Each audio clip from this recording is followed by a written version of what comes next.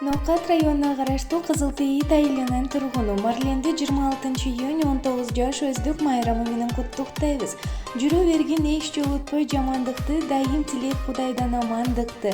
Бардык жерде маанайың жарык болуп, бийик кармап адамдык сапатыңды.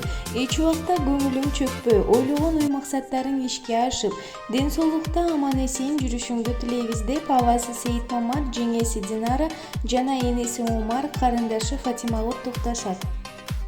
Бүгүн майрам, бүгүн